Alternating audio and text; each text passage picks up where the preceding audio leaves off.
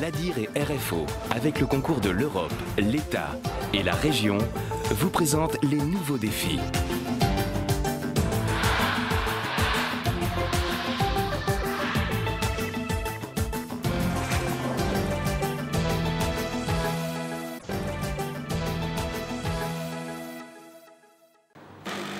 Je suis Christian, je suis torréfacteur. Ce café, c'est le produit de café qui est torréfié. Je donne les gens à goûter mon savoir-faire. Un savoir-faire acquis au cours de 25 ans de carrière. Christian Stanislas n'a pas appris son métier sur les bancs de l'école, parce qu'il n'existe pas d'école du café. C'est auprès d'un ancien, formé en métropole, qu'il a été initié au secret d'une torréfaction réussie. Des secrets qu'il se prépare à transmettre à son second, Johnny. Au départ, avec nous, en stock, c'est la huile. On a envoyé quelqu'un à Biarritz à prendre. Et lui, et moi, j'étais deuxième, second. Mon rôle est lié, on l'apprend avec. Voilà. Johnny, c'est lui, c'est mon second qui m'apprend à lire. Il connaît déjà, qui m'apprend à lire. Chez eux, il passe, il va reprendre la relève.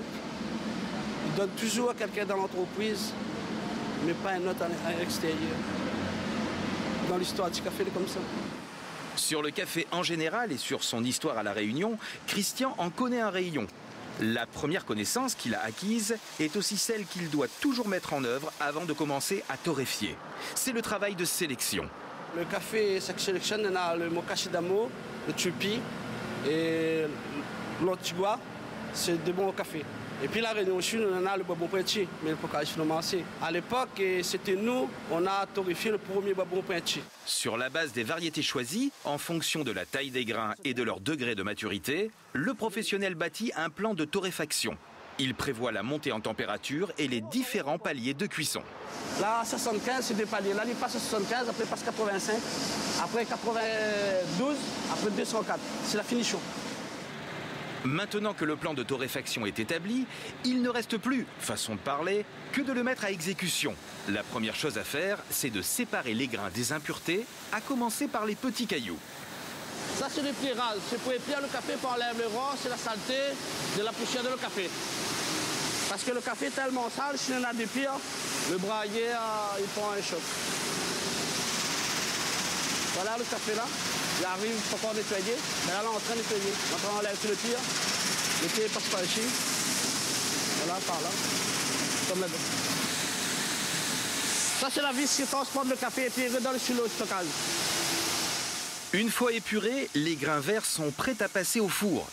Christian ne traite pas de la même façon l'arabica, récolté au Moyen-Orient et en Amérique du Sud, et le robusta, des plateaux africains 2 fois plus forts en caféine. Vous voyez? C'est la couleur au fur et à mesure, la température monte, la couleur, le café gris, la couleur songe. Je regarde un peu par la couleur pour voir. Si c'est un arabica, c'est pas la même température. C'est pas la même température qu'un robusta. L'arabica, c'est un café le plus sec que le robusta.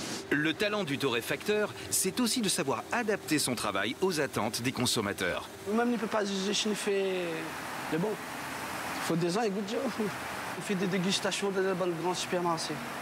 On donne des gens à goûter. Là, on prend la vie. Si c'est bon, on est cahier, marque A, pas bon B, après on sélectionne le A, le B, la canne plus. Et voilà, on trouve.